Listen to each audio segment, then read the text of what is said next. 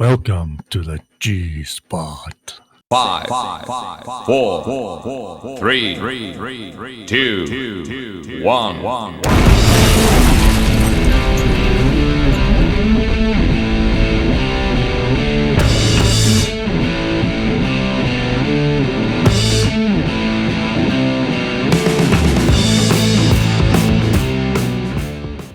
Hello everybody and welcome to Dynamic GT League's G-Spot. I wonder how many times Gary's going to feature this week. Joining me in this session is Ray. How are you, Ray? I'm doing very well. You already asked me that. I know. I know. You know what? You know how I fucked up the audio on the race video and the G-Spot the other week? I very nearly gave myself a self-punishment for the next commentary, which was going to be, I was going to do the whole of the commentary in this voice. Oh, what, oh, here we go, old boys, we've got a race about to get going, and then we're going to have a cracking show, hopefully. We'll do the whole commentary sounding like this. You need to do that then. Oh, fuck off.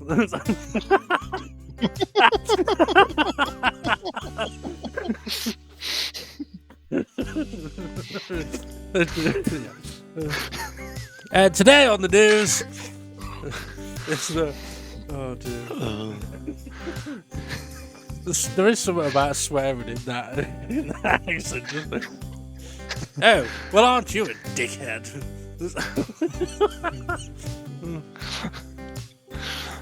What's that? You want to fuck You might have to use that. You'll have to use that for your G-Spot commentary, boys. What's it? And he's fucked him off the track. What's that? You want to fuck my mother? Oh no, you're a motherfucker. Okay. Oh, what? Oh, righty-o, boys. Shall we get cracking with the old G-Spot?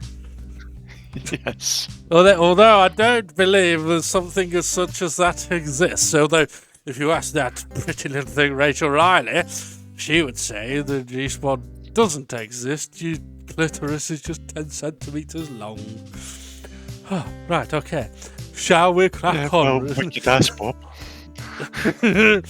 We could. He's featured a bit on the G recently. Right, okay. But he has no clue. That is true, actually. Yeah, he's not seen last week's G-Spot yet. He needs to. But yeah, okay. So, shall we crack on then into the good old? Actually, no. We should explain what the G-Spot actually is, for God's sake. That's for the wonderful, funny mishaps and educational purposes within things that happen in the race that either gets reported to us or when we're doing the race footage we see something and we look into it deeper. Absolutely. Open wide, we're going in deeper. Right. So, yes, let's have a look then, shall we? So, the wonderful things that happened in the Dynamic GT League. It's not easy saying some things in this voice. I'm putting myself off now. Okay, so, let's crack on. In 3, 2, 1, let's go. G1, race 5, blue leg. What are we doing here? Well, let's have a look, shall we? This is Demon R heading into turn 1 on that GP, doing a bit of a bombing run there, and scaring the crap out of everybody. Up and following, and then, oh, holy fucking hell! And, crack on, boys. So what do you make of that one, Raymond? I think that was a bit scary for people. and that's just the accent. And I think that's why the reason he put it, even though he couldn't see it at the time, but a lot of the majority of the drivers could see it, and that's why he pitted, which is understandable, and hats off to him for pitting, and conceded quite a lot of places to begin with. Yeah, it was like a reverse Rich Blues. But yeah, I mean, there is more footage, but I just haven't got access to it, of SGP's lag, which was as bad as Jason's was the other week. Which, as you mentioned, SGP says no one was lagging on his screen, but everyone was seeing SGP lagging. Now, it's one of the reasons why on the race footage, on the main screen, you don't see SGP lagging, and that's because that's his replay. Whereas on the pack cam, which is my replay, we see him lagging because he was lagging on mine. So Steve F1 has shared some footage to the drivers of SGP's extra lag, and yeah, it was pretty bad. But it does beg the question we've asked before. It's like whether Jason has known about how much his car's been lagging, and whether he's seeing other people lagging when that happens. Yeah, I don't know if SGP said that we were lagging. I can't remember. He said no. He said that everything was fine on his. Yeah. So yeah, bit of a weird one. Right, should we move on to? Actually, no. What we should touch on is, for anyone that wonders, well, should SGP have stopped racing? I think for that the answer is no. And I think it would have been wrong for anyone to basically tell him to stop, because we've had situations with other drivers like Jason where Jason's had lag, and we wouldn't be able to say to Jason, you need to stop, because he's not in the chat party. We can't talk directly to him. So it would be unfair to do it to one person when they've only had lag once and it's not been done to anybody else before. Plus, during the lobby for the race opens at 7 PM roughly, around about that time. So, if Jason gets the lag or seen to have lag, he gets a message to say lag. He restarts his PS4 and comes back, and SGP done the same. That we never touched on. He done the same before the race as well, and got somebody else to host the lobby. Yeah. So he tried all the steps he could to get rid of his lag, and in the end it did settle down and we didn't see it. Yeah, and he was in with a good chance of winning the race as well. Right, okay, shall we move on to the next one? Yep. Okay, in 3, 2, 1, let's go. G2, race 5, Demon Dive Bomb again. Okay, let's have a look. Okay. Well, so we've got Demon R having a look at Dave the Harp, and Formula Gary is there as well. There's like a Jolly Roger gets whacked off, and that's why he's so jolly. So Demon R got a bit of a run on Dave the Harp here, and tucking out and up the inside and having a look. And I don't know why I went look, it sounded like Dutch.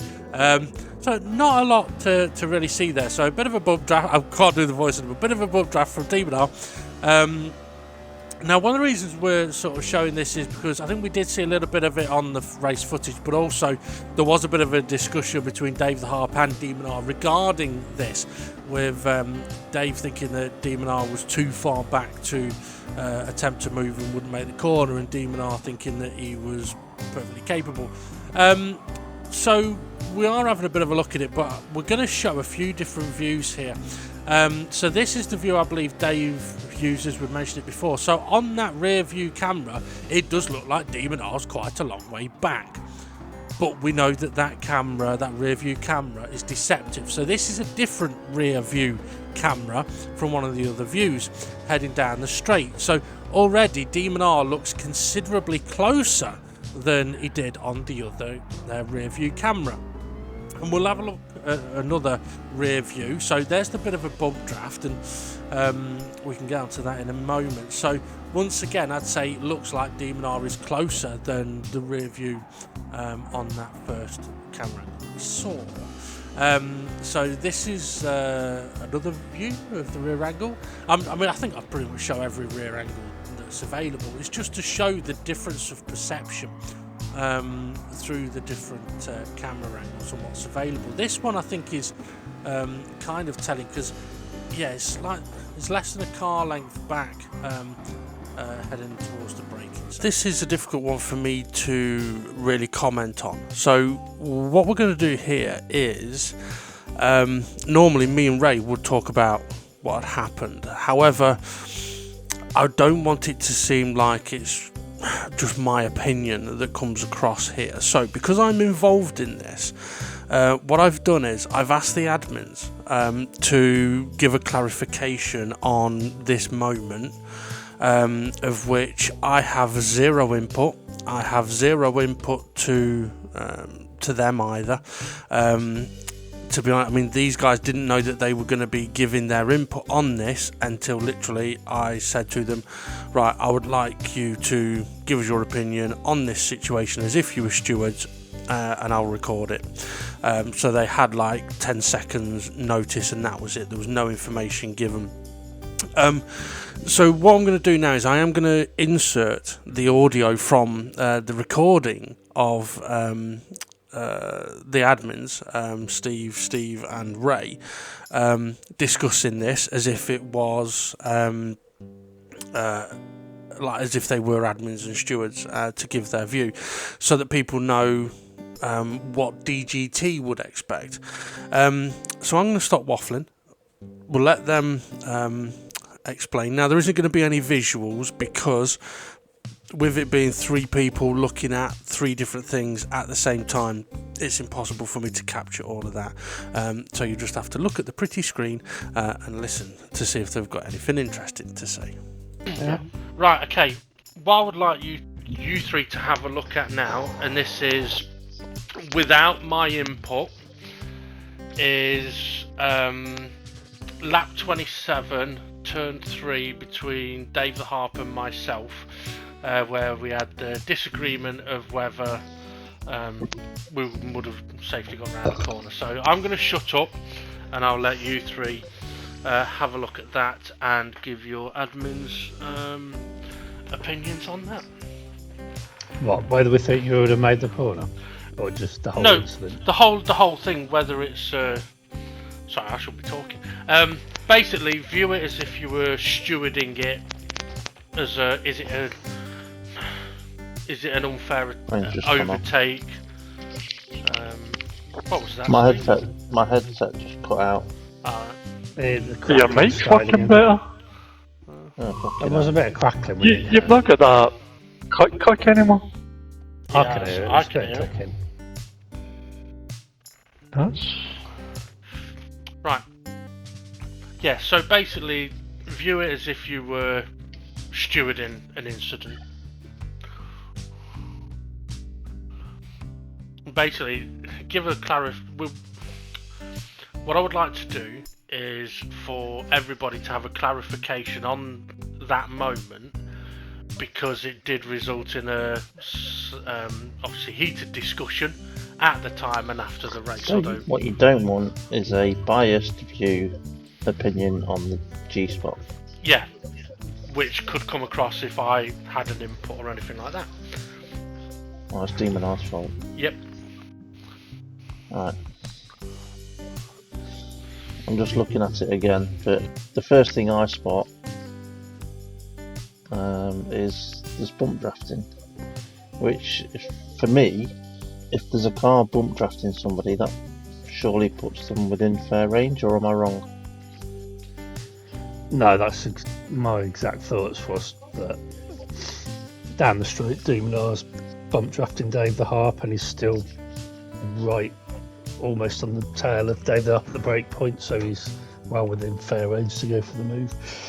So, Ray, would you say going for the move then is an option? Is okay to go for the move? At the break, just before the breaking point, yeah. Yeah. So the next thing is whether he's braked enough to make the corner. I mean, it looks to me like he's braked at the bridge, which is kind of my brake point for the corner. So he's braked late, but I wouldn't say too late. And if you actually look before the contact with Dave the Harp, Demon R's car's rotating for the corner, which shows that he's got it slowed down and the car's rotating. If he was going too fast and he turned the wheels, he would have gone straight. But you can clearly see his car starts to rotate.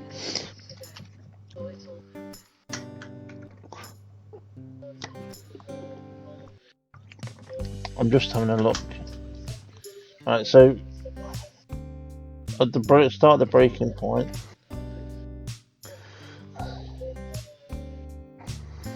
yeah.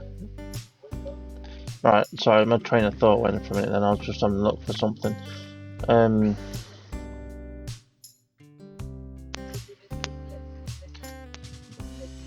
For me, in this situation, the car that's defending should be expecting the car behind that's that close to potentially go for an overtake attempt. And okay, the car that's defending Dave the Harp is not defended the inside at all. He's basically saying, I'm going to stay to the racing line. If you want to go for a move, you're going for it up the inside. And Dave or Demon R has gone for that move up the inside. But it almost looks like at the point where Dave the Harp's turning in for the corner, he's gone, oh shit, didn't know you were there. Wasn't expecting Demon R to be there. But at that point, you can't necessarily... I'm looking at the point of contact at this point, right? At the point of contact, Demon R's car is under control and going to make the corner.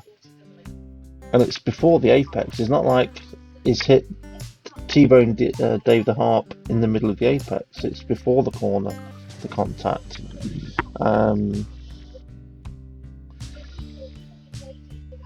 I just... If I'm in that situation with the car ahead, I kind of would have a look before the braking zone. Is someone close enough or not? And in this position, I would be deeming, yeah, they're close enough. So I would then be... I know I wouldn't be able to just close the door unless I was confident they weren't there. I'd have to at least have some awareness that they might be close enough to be at the inside.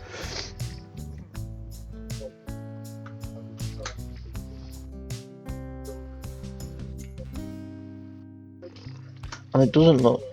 Oh, Ray, say something. I'm still looking.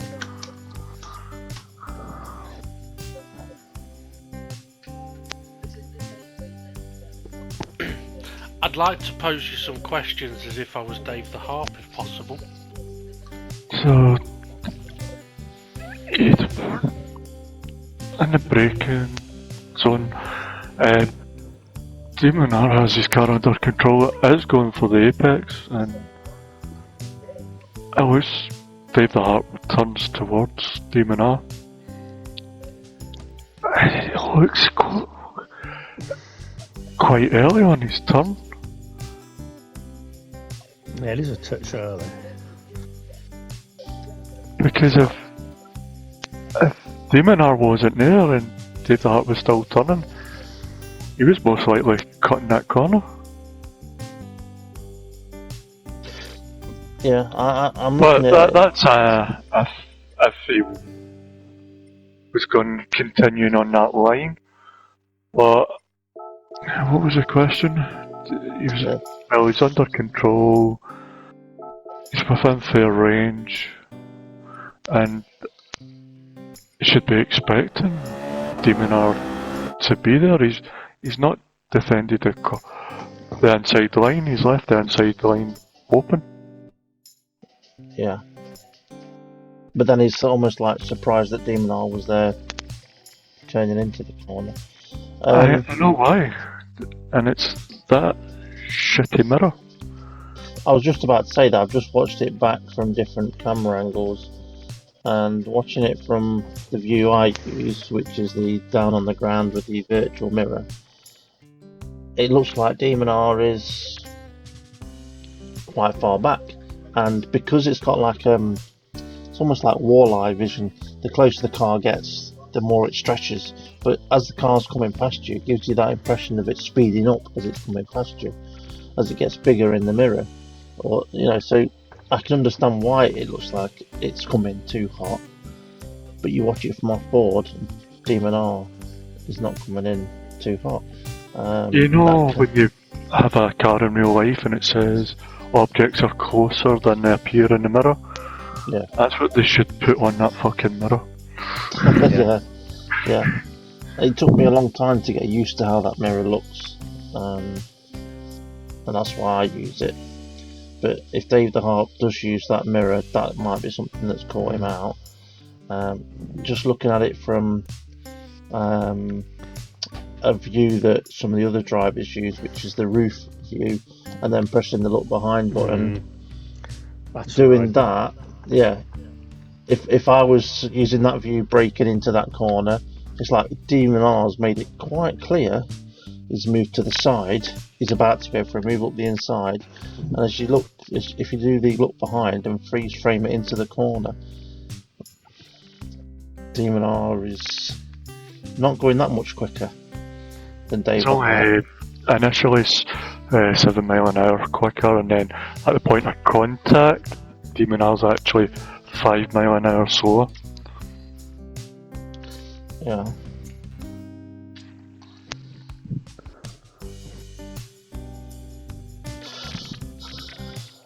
It looks extremely different from the different camera angles looking backwards. Yeah.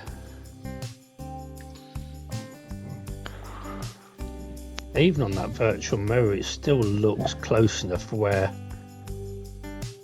if I was looking at that virtual mirror, I'd still be thinking, oh, there's a chance he might go for that before I hit the brakes. Yeah. So penalty to Demon R, yeah? Dive bomb. Funnily, that's what this section is called. Demon Dive Bomb again. You said you weren't speaking. I know, but I'm not putting my opinion forward or anything like that. Excuse me.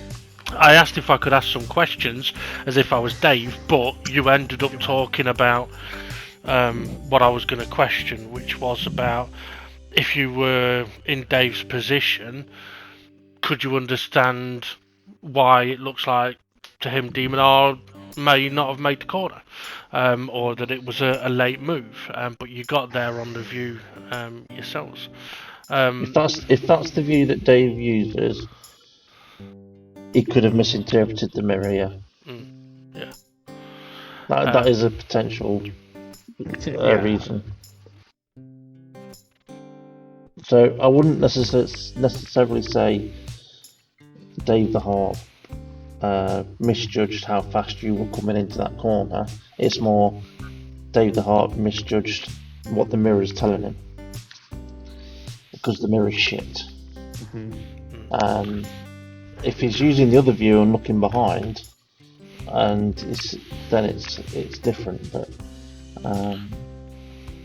yeah, it's very easy to misjudge what the mirror is telling you. Okay, to sort of end this section, and I just some questions like I'd ask if we were stewarding anyone else. Is it an unfair attempt at an overtake? For me, no. Demon R's within fair range. Fair range. Fair range. Okay. Is it understandable that Dave the Harp may not have realised that Demon R was there when he turned in?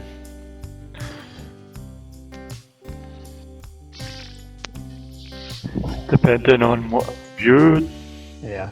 Yeah. If he's looking at the virtual mirror, yeah, I could understand it. Okay. But it's just one of those things you've got to just be aware the virtual mirror is misleading.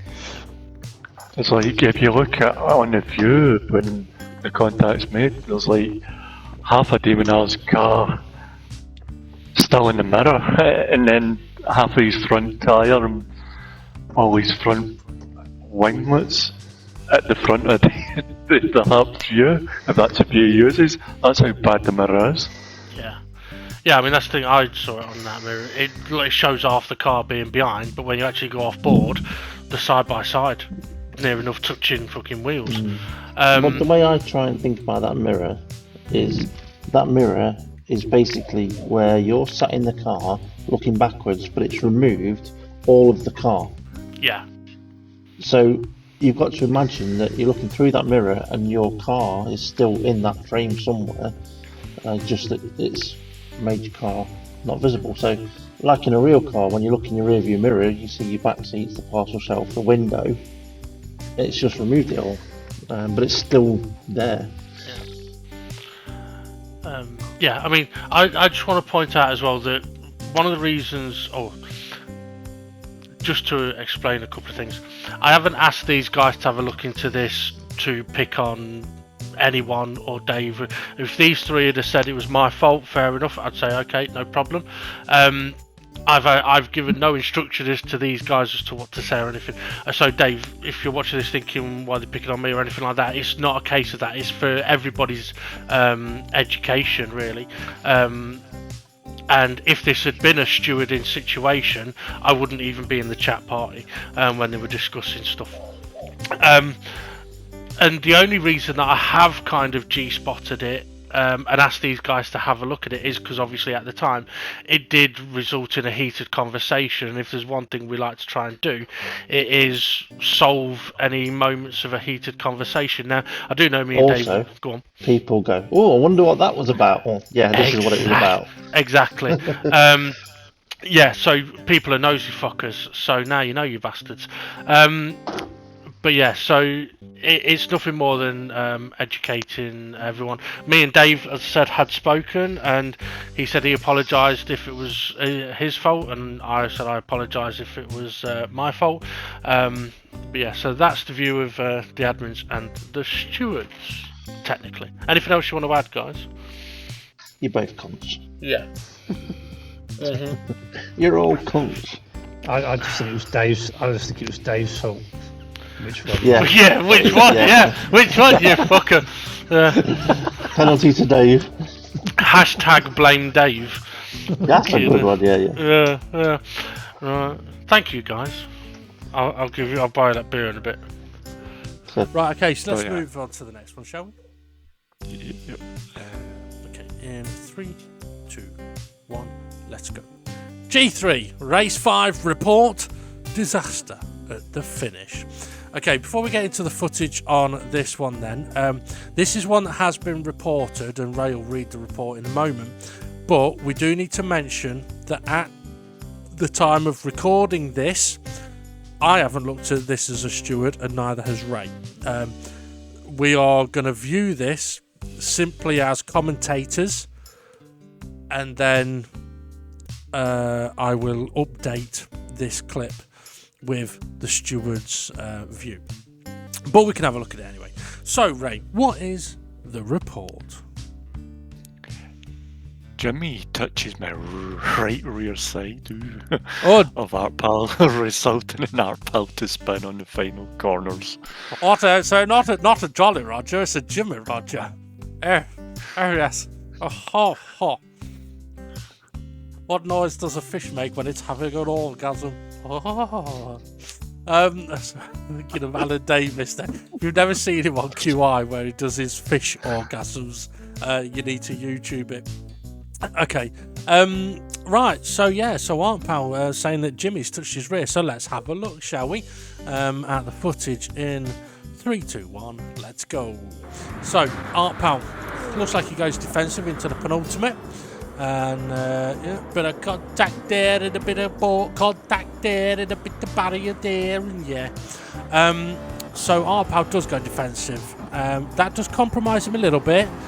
However, Jimmy does come in, and Gary also gets in. So Gary has featured on the G-Spot. So we'll have a look at it from Jimmy's view. I think this one's going to create an interesting conversation for the stewards, to be honest. So we'll have a look from Gary's view. I know we're going to have a look at slow-mo in a moment as well. So yeah, because it's kind of like, if we look at it here, Jimmy's gone for the move up the inside of Art Pal, but not quite left him room, I don't think. And yes, Gary's involved as well. So this is where we're going to have a look at slow motion. But sort of what I want to point out here is, does Jimmy leave Art Pal a car's width on the exit of the corner? He has a little wobble, and then his car goes left, and that then is where you go, right, he's not been able to leave a car's width. That's what sends Art Pal in a spin, and then Gary has just knocked Art Pal as well. So, yeah, nice tag team by Jimmy and Gary there. And again, we'll watch it at full speed. So it does happen very quickly. And Art Pal smashes that wall very, very hard. Okay, folks, it's special feature time. Okay, this is the point where normally me and Ray would have a little chat about what we'd just seen, which we did do. However, because of the special feature that we're popping in, we're going to take that bit away from myself and Ray. And what we're going to do now is, excuse me, we are going to have a listen at the stewarding process and how any decision comes about. A little bit like the clip earlier on, we're not really going to have any visuals to look at because again, now it's 4 people looking at 4 different screens, so it's almost impossible to have a continuous recording of what people are looking at. It takes a lot of editing, so also there is going to be periods of waffle. There's going to be periods of conjecture. Please nobody get offended. And there's also some technical issues as well, which I could edit out, but you know what? I'm not going to. So what we're going to do now is literally let you listen in to how shambolic the stewards are. No, I don't mean that. To be honest, we do take a kind of very relaxed approach to it. Some people may view it as unprofessional, but we just try and make it as less stressful as possible. And sometimes if you do something more rigid, more structured, it can create some kind of stress and pressure at times. Also, I would bear in mind this is the first time we've recorded the stewards doing their thing, and sometimes I guess we would feel maybe we can't say everything we may want to say if we know we're being recorded, but that's where we've tried on this occasion to just speak freely. So once again, like I say, please nobody get offended. Right, let's get cracking, shall we?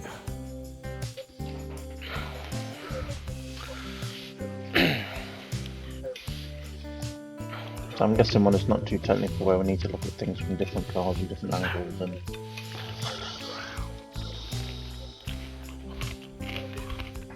Right. What's the report?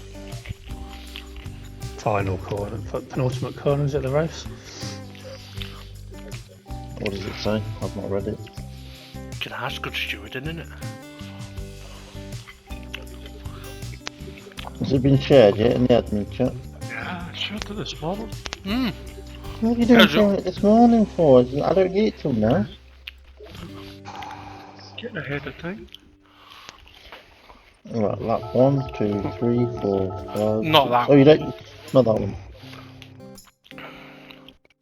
I did read it earlier. That's that. Jimmy.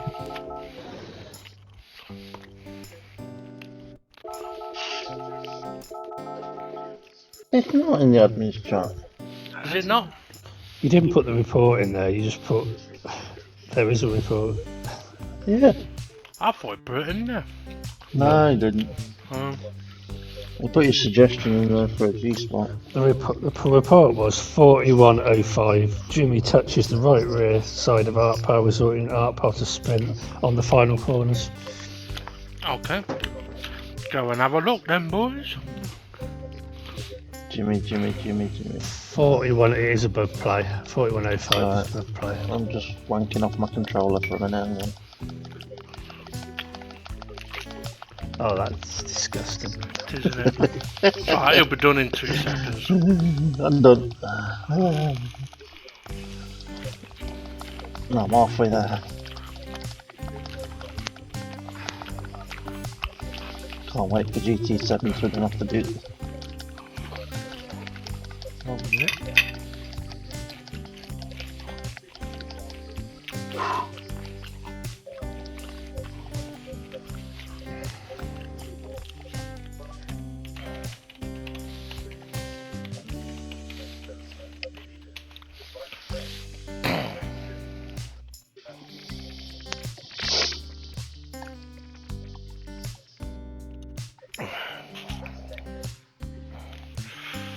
Oh, fucking hell, it's spicy.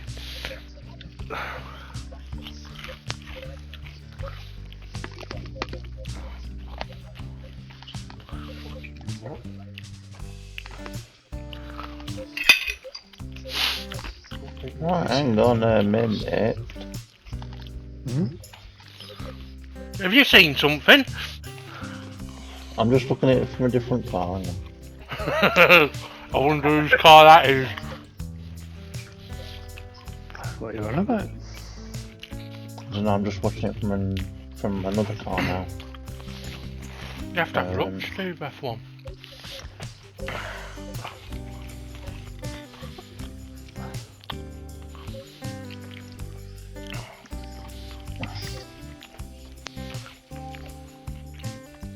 So I'm just slowing it down.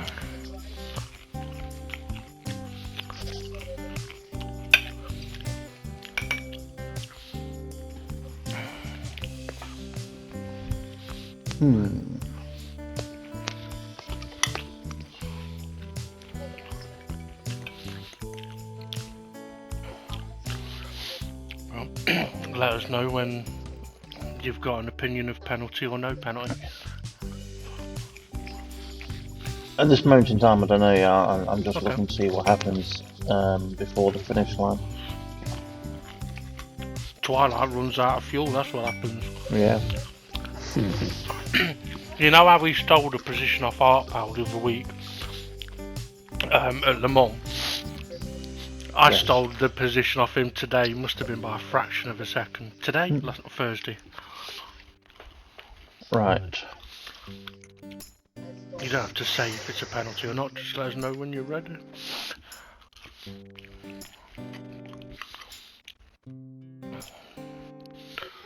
Oh, the salt and pepper special, spicier than usual.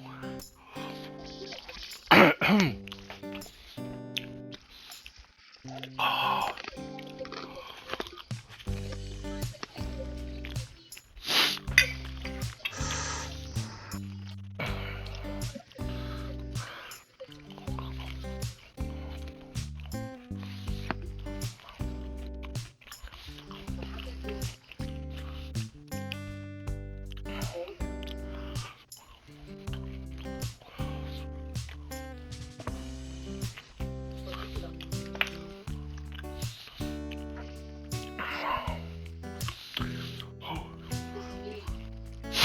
Oh dear.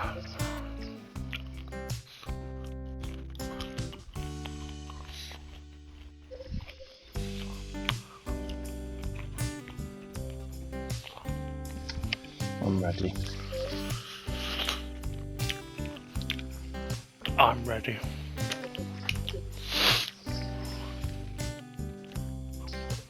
A second. Not quite ready yet.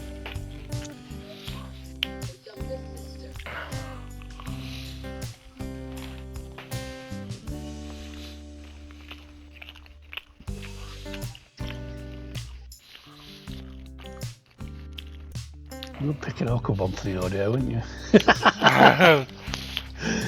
Well, the thing is, it's the conversation coming up that'll be interesting.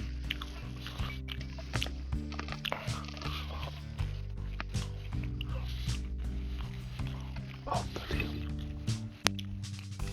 Yeah, I'm definitely ready.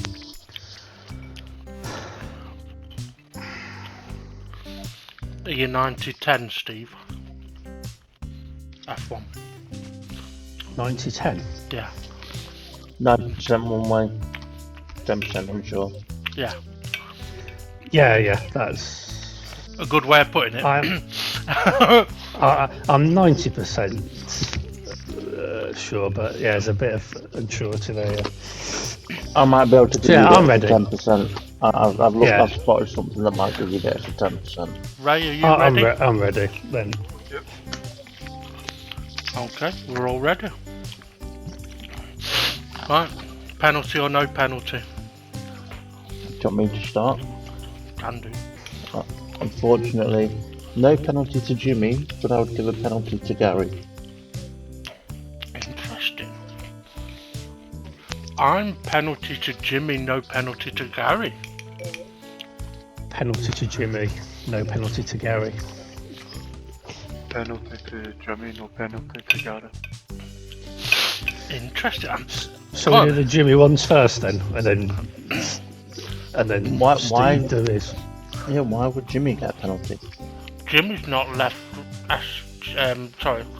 Art Pal room at the edge of the track, and it's Jimmy that makes contact with Art Pal, putting Art Pal sideways. Then Gary hits Art Pal. Yeah, I went in slow-mo from Gary's view, and it looked like Art Pal's car only started to spin at the point of contact. So I was trying to figure out whether Art Pal had lost it on the curb on his own because he got a lot of steering lock on, but I think in slow motion it does look like that little bit of contact is what has pirouetted Art Pal around, unfortunately. Ray? I'm on the same view. You can see where Jimmy makes contact with Art Pal and the car starts to spin, and unfortunately Gary nowhere to go on the reducer speed and hits Art Pal. But Jimmy doesn't give cars width at the edge of the track and also makes contact. Right. Now to the alcoholic. What's your... That's you. Oh, sorry. Okay. The reason why I said no penalty to Jimmy is because I would have deemed it as racing contact, and you could say yes, he left him a car's width and what have you. The amount of cars that use, like Gary has, just behind Art Pal, uses all of that curb almost every single lap. I think Jimmy has left Art Pal, in inverted commas, whatever you want to call it, racing room. There's contact, yes, that's why I would say it's racing contact. I don't think Art Pal was going to spin without the contact from Gary, and the reason why I would thought that the contact from Gary is the defining factor is looking at Art Pal's speed, looking at Gary's speed on that point of contact. Art Pal's speed suddenly increases by 10 miles an hour, and Gary's speed suddenly decreases by 10 miles an hour. So that contact is enough to spin out Art Pal. Okay. In return of that, can I tell you? I know you want to say something. I just want to pick on something. I would agree that it's the contact between Gary on Art Pal that spins Art Pal. However, I don't think Gary can be blamed for that because a crash has happened right in front of him, and there's nothing he can do about it. Are you sure that... I'm looking at the point when it looks like Art Pal's about to spin. When Jimmy's made that initial contact, and Gary's still a good few feet behind Art Pal, he's not anywhere near him. So there's that initial contact between Jimmy and Art Pal, which puts Jimmy sideways, Art Pal sideways, which slows both of them down. That speed difference is why I think, and Ray thinks, Gary has hit the back of Art Pal, which I don't think Gary can be blamed for.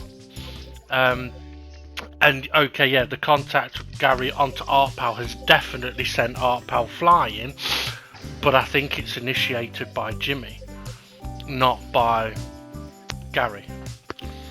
And also the curb, it's only the red and white part of the curb that you're allowed to use, so Jimmy hasn't left a car with for that pal because there isn't a car width from the edge of the curb where Jimmy is. I think what SGP's saying is... Sorry, hang on. I know what SG's saying, but I'm saying the rules are. Well, the rules are you can use the curb. So as long as the right hand... Yeah, so as long as the car's right hand wheels are on the red and white curb, then they're okay. Quite a lot of us were all the way over there. With a... Go on. A car width room, it would be the car's left hand side tyres and then a width from there onto the track. I think that could be argued. I could see it both. I can see it from your view, and I can see. I see it as that's what should be expected, but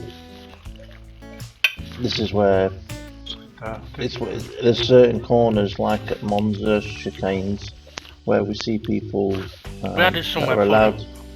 Yeah, what would Monza be classed chicanes. as the normal racing line across the curves. Yeah. So if you were going to go side by side through Monza's chicane, the second one, you can you would expect that the car next to you would normally have a good portion of their car over the curb.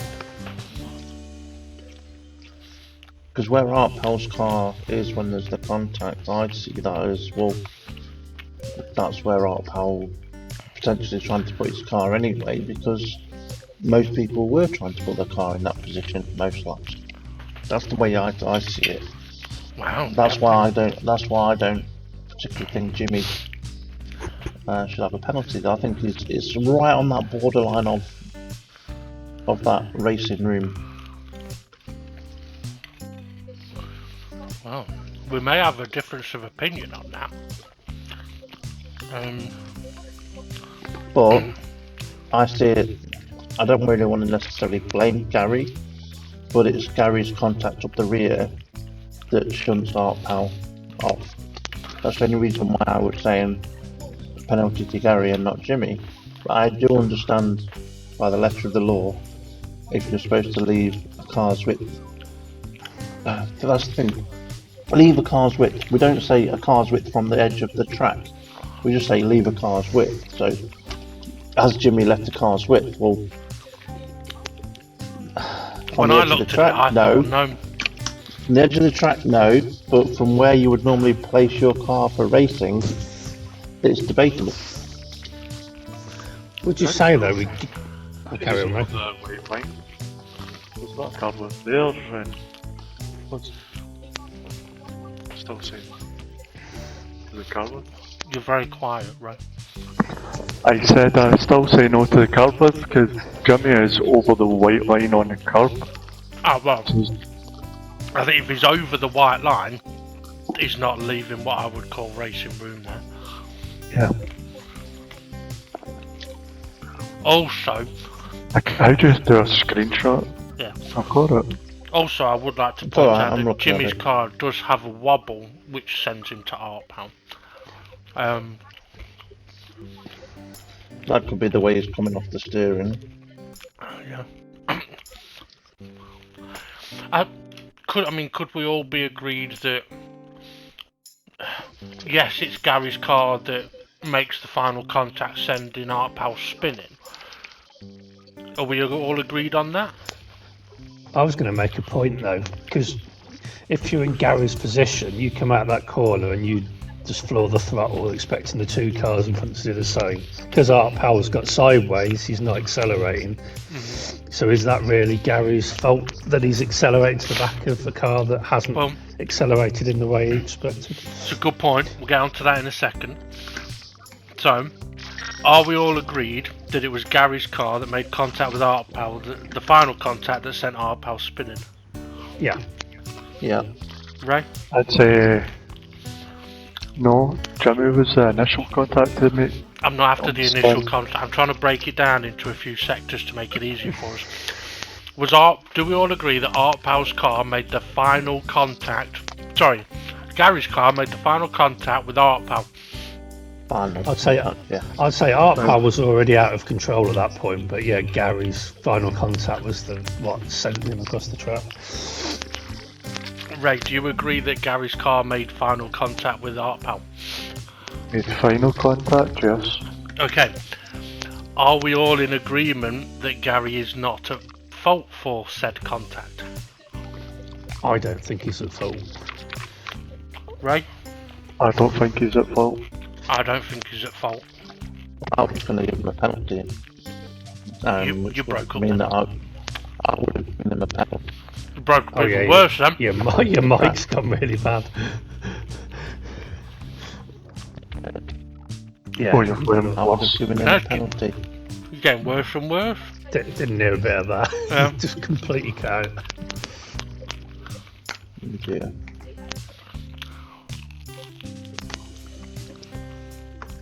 Who's got the clicking noise going? I think it's SGP trying to sort his Is mic it? out. No, I'm just sat here doing nothing. It's clear now.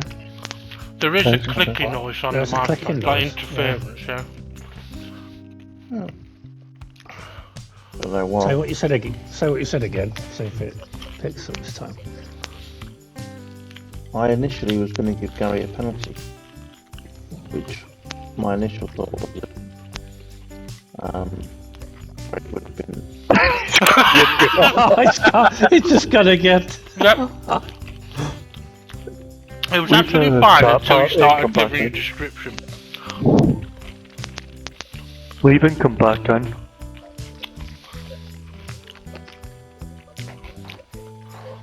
Right, while SGP's gone, I'm apparently here. for SGP, yeah? Leave and come back in, your mic's fucking up.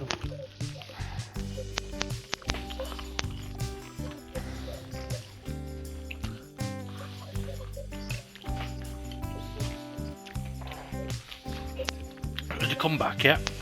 I've not gone yet. Why? Oh, hello. Hello.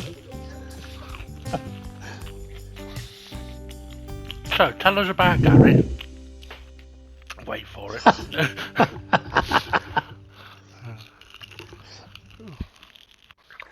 Yeah, the mic click's not going anymore. I wonder if he got a loose connection on his wireless headset.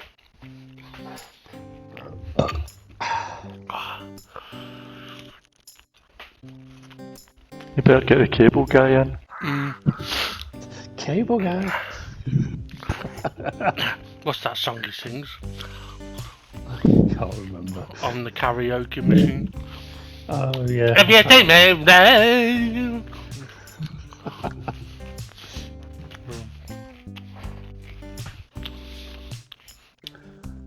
Oh dear. Is he back yet? No.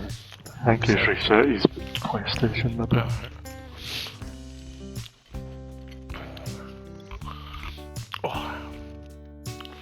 Oh.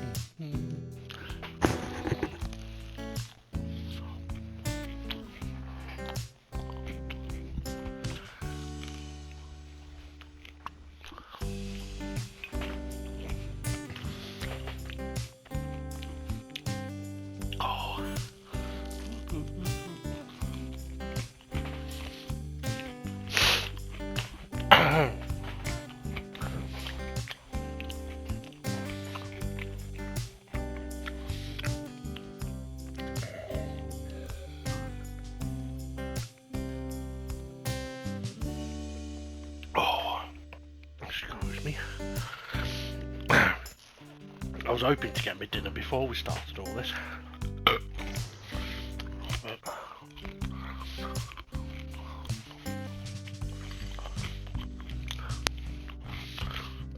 Get some delivery beans as your neighbour got his delivered as well. No, he didn't get it delivered at the same time. Oh. I saw a car pull up about an hour and a half ago and saw it was a Honda Civic and I was like, who's that? Didn't know who they were, but it was clearly a takeaway person. Then I've ordered my food and the same Honda Civic turned up. Oh. Weird message from SGP. Can you have an invite? He's lost the party. What? I wonder if he's on his other.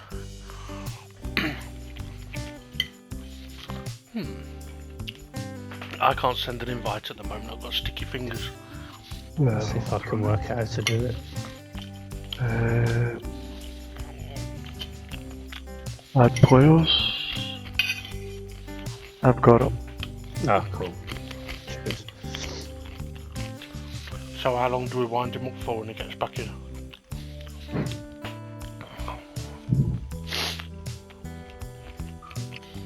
Hello. Oh. I left the party and it left the party for good. Closed it down and everything. Oh, you're breaking up.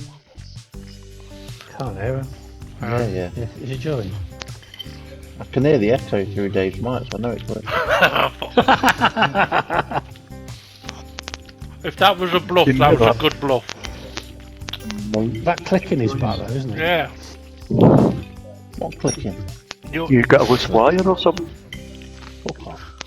No, honestly, there is a clicking sound. Genuine, not messing around, there is a clicking sound. There was It's some on- interference. It's almost like the voice activation clicking. You know when Ray used to go on and off mute? Yeah. It's like that.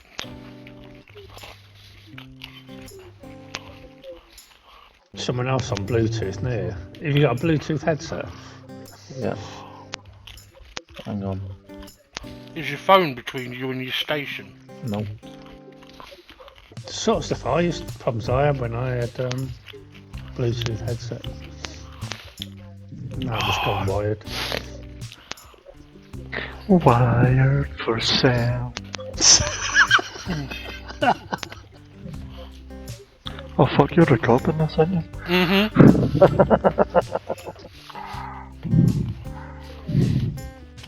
I've got my adjust my phone level on. It's alright when you're talking. It's clear now. Just click and stop. So it just clicks when I stop talking. Not happening. Oh, there we go. It's weird. Right, anyway, let's carry on. Yeah. What was you saying about Gary? I can't remember, I forgot. You're initially going to give. I was going to give him a penalty. Because it looks like it's his contact, that final contact actually spins out. So I think it's debatable whether you could say whether that contact's avoidable or not. So if we deem that contact's not avoidable by Gary, then it can't be a penalty. But I don't know. I just think that if there's cars in front of you and you hit them up the rear, it's your fault. Usually, maybe, but I think in this occasion, I don't think there's anything he could do. Yeah, when it's on, I just think when it's on the exit record, if you floor the throttle and someone doesn't accelerate, it's kind of just unlucky. I viewed it sort of. It's not that he didn't accelerate. He's out of control. He's got to try and. Yeah. He's not accelerating because he's out of control. Yeah. So it's Art Pal's fault, yeah? Well, he's got his foot to the floor. To be fair, I would. But no, I viewed it as if a car was crashing and spun onto the road in front of you and there was nothing you could do and you hit it off the track, you wouldn't be at fault for that. Yeah. And I think, it's like we said before, it's very different. If you coming down a long straight and you can see a car in the distance has had a crash and you choose to try and drive through him, that's your fault. But if you've got no time to be able to do anything about it, I don't think you would be at fault. So. Yeah, if it had just been Gary and Artpal there and Gary had hit Artpal and then he'd spun. 100% Gary's fault. Yeah, exactly. Okay. I'll go with that. So, is that an agreement on Jimmy's an arsehole 6-point penalty? I don't know, because Is it Jimmy's fault that our pal spun? Well, no, because it was Gary that hit him up the arse that spun him. It wasn't a spun. Well, see, I was under the impression, I looked at it thinking, the contact between Jimmy and Art Pal looks enough to send Art Pal spinning. He looked already out of control after that initial contact. So in any case, it would be an unfair overtake. Before we started talking about any of this, my gut feeling was 2 points, sheer bad luck. But I don't know. Because I know what you mean. I feel like it's harsh to give Jimmy a big penalty for it, to be honest. Because it is only a minor bit of contact, and he has left technically a car's width of space. No. Agree to disagree. I understand what Ray was saying about that. I also understand about what would be viewed as a potential normal racing line. I hadn't viewed it in that respect, so I want to just have a good look at it. I've got car audio coming through, so apologies for that.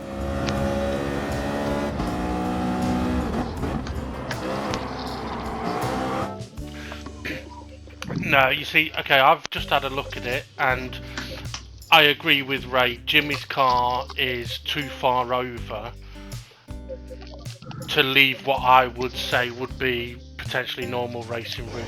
If he'd have left half a car's width to the white line, I could probably say okay, but he hasn't.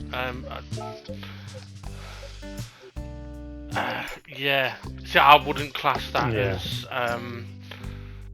Well, maybe at some point on G-Spot, it's something that G-Spot could look at, whether leaving the racing room is something that is different to leaving room to the edge of the track, well, and what is going to be acceptable on a steward's opinion.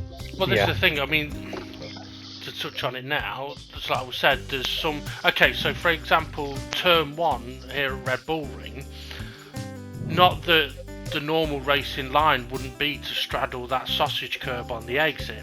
So if I was side by side with someone on the exit of turn 1, I wouldn't be thinking, well, I can leave them that straddling room of the sausage curb.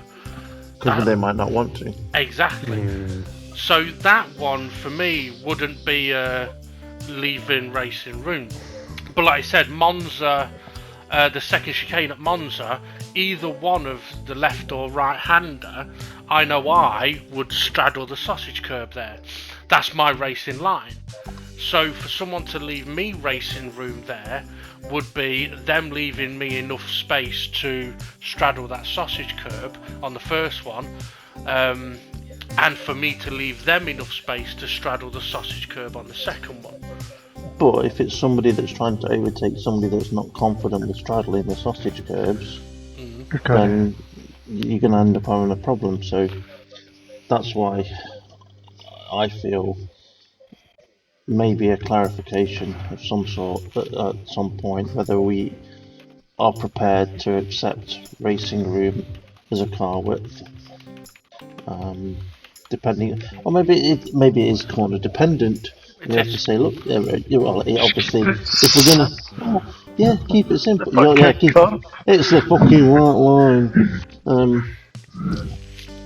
It'd be a lot easier. So Yeah, it'd be a lot easier if these cunts didn't crash into each other all the time, and then we wouldn't have this to deal with. It would, wouldn't it? No. Yeah. What's that? All Jimmys are bastards. Okay. Said no swearing, and now look what's happened. Yeah, well, yeah. Right, okay, so are we all in agreement it's a penalty to Jimmy? Yeah. Right? yeah, SGP? You have changed my opinion from giving Gary a penalty to giving Jimmy a penalty, yeah. Gary, you can give us a 10 So what stage penalty? Well, that's the next part, isn't it? I could understand why you're thinking stage 2. Because, and the only reason I could agree with that, I think, is because we don't know what would have happened had Gary not been involved. When you say stage 2, Sorry, stage 1. stage 1, the 2 point, unlucky, Yeah. Sheer bad luck, yeah. Yeah, because if that had just resulted in a wobble and the carry on, there's obviously no penalty, there's nothing there. But, yeah, I mean, Art Pal may think it should be harsher, but... Does anybody know what was said between the drivers as they crossed the line? I think it was along the lines of Jimmy saying, I don't know exactly what happened there. I might have been involved, I might not have been, I don't know. But I do know that Jimmy had a look afterwards while we were all in the chat party. And he did say at the time, he said, I've had a look, I was definitely involved, I definitely made contact with Art Pal. He may have not said definitely, it's on my live stream. But he says he made contact with Art Pal, but he also said that he was helped. Yeah, and that's... Yeah, Gary just said it's Jimmy's fault. Yeah. Gary's like, don't give me any more penalties. It's time for a Jimmy spot. Well, the thing is, the funny thing on the G-Spot is, because me and Ray have looked at this as commentators, and Ray's response when he was looking, he goes, was that someone's bonnet? That was Gary! So when you said, oh, I've just spotted something, I'm thinking, you just spotted Gary's bonnet. Yeah. But I think that's probably where my focus then went more on Gary, rather than what room was left by Jimmy and what was racing room. And yeah, I mean, listen, I'm looking at the moment at a still image of the contact point between Jimmy and Art Pal. The front of Gary's car is the distance between Jimmy's front wheel and rear wheels. That distance is how far Gary is behind Art Pal. At what, 100 mile an hour? 110 to 120. There's nothing you can do in that amount of time that could avoid. So anyway, what penalty to Jimmy? Stage 1 for me. Stage 2.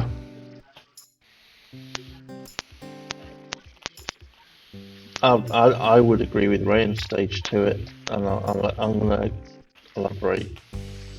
Yes, it's kind of a bit of bad luck, but if this had been halfway through the race, and then both drivers have got some time to try and change the outcome of the race, it's the last corner of the last lap coming up. Yeah, I understand that. My kind of feeling is stage 1, but I do kind of understand where you're coming from, that it's the last corner and it has... Art Pal has obviously lost out because of it. I could be swayed to a stage 2. Yeah. In that case, then, what about what about stage 3? Can we sway you towards stage 3? Well, I thought, didn't we say we weren't doing that anymore with last lap incidents going? Well, we did. What the fuck was Jimmy doing? Is that what we're asking? Yeah. Hang on a moment. We can't go to a stage 3 penalty if we're not going to give Rich Blues a penalty for illegally overtaking 9 cars. Then we can't give Jimmy a stage 3 penalty for half spinning. I thought we one. did give Rich Stage 3 severe incident because Art Pal was fully sent into the pit wall. That was a severe incident. yeah, that's true. Yeah, we have to find out if Art Pal's got any hand injuries. Yeah. Although, if just in his right arm. Ignore any burns. He's left-handed. No. Right, so we all agreed that stage 2 penalty. Stage 2, yeah. Okay. Yeah, I was about to elaborate. Mine was the same last corner, and Jimmy never gave him any room on the track. He was kind of off the track. Okay, yeah, fair enough. I'm swayed. Right, that's that one dealt with. Okay. Good stuff. Next. Alright, should we move on to the next one? Yep. Okay, you ready for this? when I was a baby, my parents used to bathe me in cheap Australian lager. It wasn't until I was 18 that I realised I was fostered. Right, next one. In 3, 2, 1, 1. let's go. G4, race 5. Gary, it wasn't me. Alright, so who was it then, Gary? Gary. Oh, who are we looking at? Rich Blues. Okay. So, Conrad. Go on. Daddy Cool. Daddy Cool, that's it. Oh, we got a spinner. Rich Blues has spun around and... oh, hello, Bob. Okay, well, let's have a look. Now, this was very early on in the race, lap 3. It's actually the second flying lap. So, Rich, having a look here. Connor does get up alongside very late there, but they're both... Well, Rich is a bit slower than I would expect him to be and gets spun around or spins around. We'll go into that in a moment a little bit more if I can. Okay, so I think Connor gets into this position okay. They're both going very slow. This is all okay. And Rich, unfortunately, dips his rear left wheel on the AstroTurf. It puts him sideways. There's then more contact with Connor, and it spins Rich off to the left. Interestingly, though, Bob pretty much does exactly the same thing. Comes round the corner, no problem, dips a wheel, away, and around he goes. Oh, was that someone's bonnet? Was that Gary? Was that Gary's bonnet? And then we've got a bit of dancing going on here. Oh, okay, hello, Gary. So, let's have a look then, shall we? Oh, big gap, and here we go. Nice and slow around the corner, and oh, dearie, buggery me. Oh, fucking bollocks to that. Shit. They cut the both of them. He did, didn't he? Yeah, it's almost like, okay, if anybody's spinning, I'm going to give him a little tap to help him along. But no, I mean, to be fair to Gary, when you've got two cars spinning in different directions right in front of you, there's not a lot you can really do about it. So I think he's done quite well to avoid that, to be honest. Well, he didn't avoid it, but he tag teamed them. Yeah. But yeah, so I got that's just a funny bit of footage. Now, I will say, I do think that Rich spinning is just massively unfortunate. And Bob spinning basically done exactly the same thing. And unfortunately, it's one of those things that can happen when you get out to that corner. I mean, let's put it this way. The amount of people that ended up facing the wrong direction in practice at that corner was quite a few. No, it wasn't quite a few, was it? It was just Twilight lots of times. The amount of times I heard someone go, "Oh, hello, Twilight," on the exit of turn 2 because he was facing the other direction was quite interesting. So there we go. Yeah, that was nice. Yeah. Okay, let's move on to the next one in 3, 2, 1, let's go. G5, clarification on track limits in DGT. Okay, another kind of little special feature here. Seeing as I had the admins available for a little bit of a chat, as we've seen earlier in the G-Spot, I decided to put them to use again, as I was asked to have a look into something. And I figured, yeah, we'll get it on this week's G-Spot with the admins. So we're going to have a listen and a little bit of a look at some screenshots. So yeah, let's see what the clarification about the ETLs is all about. Okay, so I'll give you some comments first, then I'll send the pictures. Okay. Okay, so this is one for the G-Spot. Is that an ETL? Done most laps on a few corners. And with the opinion of it's going off track in a straight line. So is this an ETL? So now, for the benefit of the G-Spot, I will put the images on the screen in the G-Spot. that I'm referencing to Thank the God it's not admins me. now. Yeah. Right, so the images that we're showing, and I can go into a little more detail now, I've showed it. So basically, somebody has mentioned to us that they'd, while looking at the replay, they have seen a car, numerous cars, on the red and white curbs on the entry to corners, so before corners. Of which I responded to them saying, well, we are allowed to use the curbs in DGT League. To which the response was, I think it was along the lines of, actually, rather than guess, I'll give the exact chat. So I said, we can use the curbs. See Steve F1 turn 1, because I think I saw Steve F1 doing this as well. I think I saw Ray doing it as well. And the reply being, that's going off track in a straight line. I know we can straddle curbs on corners, but that's gaining an advantage with a wider entry. Steve F1 guilty too then, lol. We can straddle sausage curbs, this is what I've said. We can straddle sausage curbs, but we can use all of other curbs. Their response was, no one's told me that. That's an ETL to me. I did respond with, we've said all along we can use the curbs and straddle the sausage curbs that run parallel to the track, but not horizontal ones next to the track.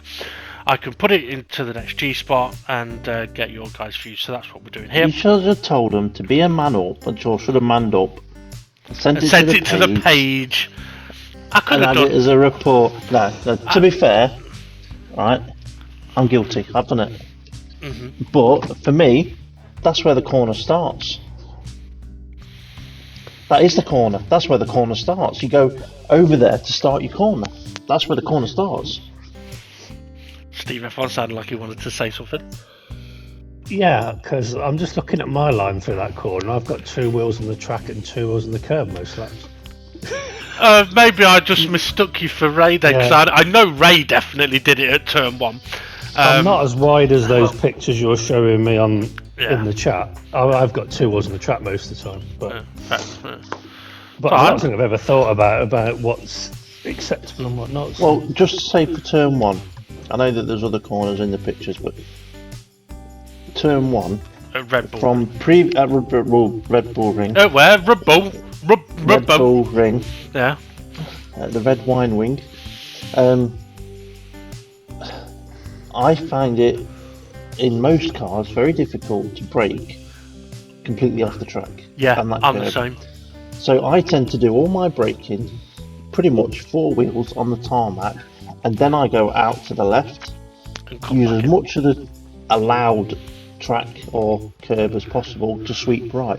So that's when I say that's where my corner starts. Now, if a driver goes all the way over there and brakes over there, they're risking not braking enough and overshooting the corner because there's not a lot of grip over there. So they are risking it themselves, but is that an ETL? Well, exceeding track limits, are they going to gain an advantage from it if they're losing grip and traction out there? Well, debatable. For me though, that curb is the start of the corner.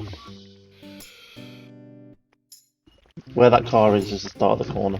Ray, it's part of the corner. Your thoughts? Well, I was using it, I'll be honest, I was using that I just was looking at our picture with me and Ray was definitely wider than me on the way. What the interesting... Go on. What we have said, you're allowed to use the curbs. Yeah. You are allowed to have your 2 wheels on the curb. Your right hand or left hand side depending on a curb. So I've not really exceeded track limits because it's within the rules of Dynamic GT League, and I've said it numerous times. I'm on the page looking for the information. Maybe in the rulebook, I'm not too sure. It is. It's one of those. It's an interesting one that's been brought up. Should I read the rulebook then? Yeah, well, yes, but I can kind of understand where the question has come from, though, because it's kind of I'm guessing it's kind of like just automatically considered it being apex and exit curbs, and not really considered how you can use any curbs as being the entry curbs. But since day one, the rule has been you can use the curbs, and the separation between the ones you can straddle and the ones you can't. And I'm thinking of, say for example, Catalonia turn 1. I know I've tried in the past braking with 2 wheels on the curb and 2 wheels to the left of it, but I find the cars are too unstable. It's risky. So when I saw Ray using a lot of curb at turn 1 at Red Bull Ring, in my mind I'm thinking, to be honest, it did go, oh, is that an ETL? No, it's not. And then my mind went, you're going to get dirty tyres over there. It's not going to be stable under braking. Now, I've had enough experience. Well, yeah, where did you finish? Where did I finish? Second. Yeah, fuck off. Exceeding track limits it is. But no, I mean, I looked at it, and it was a very quick thought process of, oh, it's over there. Oh, it's an ETL. Well, actually, no, it's not. But my thought of, oh, it's an ETL, is back from our F1 days, when it would have been. But the thought process then is, no, it's not an ETL, and you're taking a massive risk. So for me, if you want to put your car over there, good luck. Because me personally, I'm going to go with the more stable braking and the better grip on the tyres. So yeah, and 10th place. I agree. I'm not convinced having 4 wheels, 2 wheels in the curb and 2 wheels further left would be an advantage for that reason. Because your car will be more unstable. Yeah. I mean, there's another circuit that's a little bit similar, Sardegna. The one with Radrian's wall, where heading towards turn 1, you go up over the hill, and then there's the curb on the right. There's the blue and white curb and the blue AstroTurf. Me personally, I do like to sort of get my left-hand wheels on that white line, so I'm really opening up the corner. See, I wouldn't be surprised that, I mean, I don't know which driver it is that's messaged you about this for the G-Spot, but I wouldn't be surprised if at some point there'll be a track that they've raced on where they've done it without realising it, and they do it without realising it.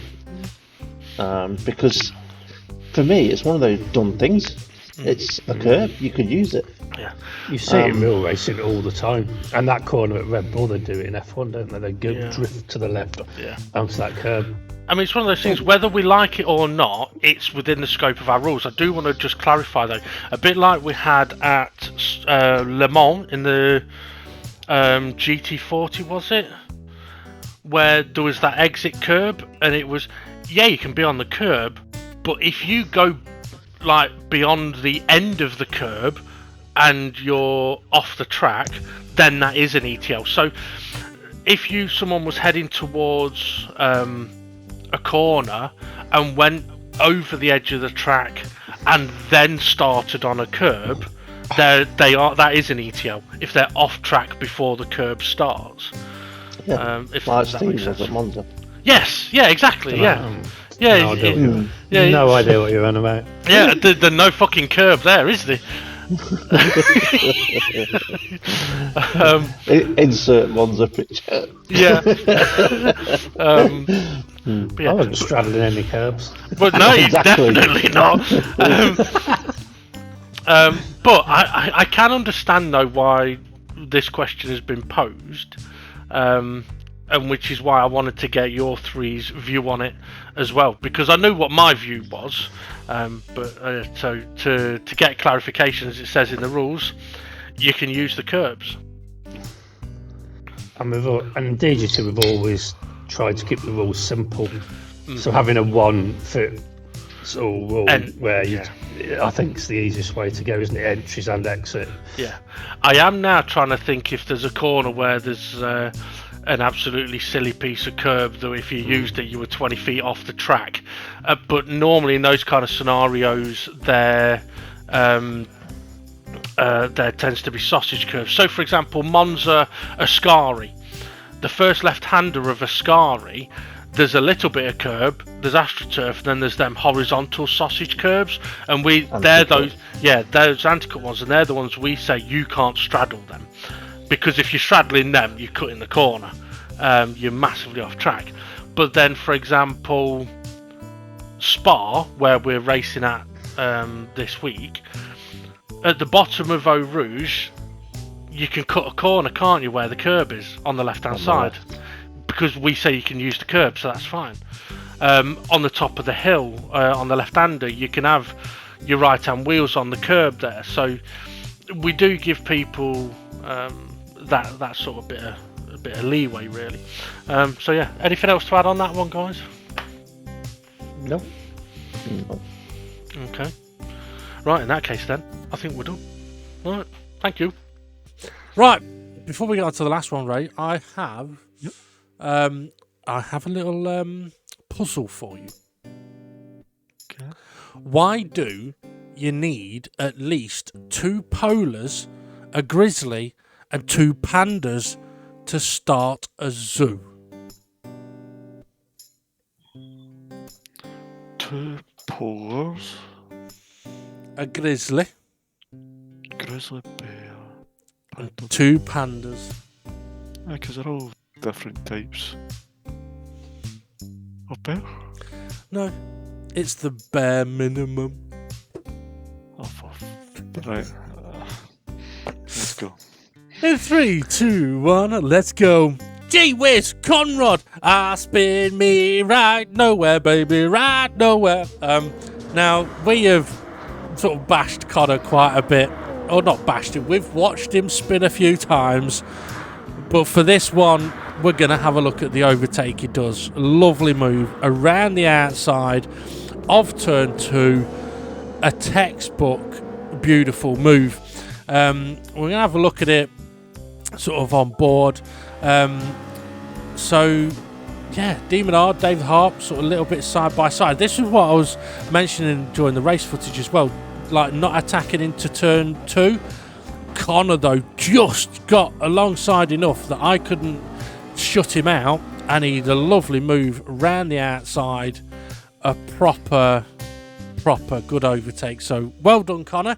And next week, we're going to show you having a spin. Yeah.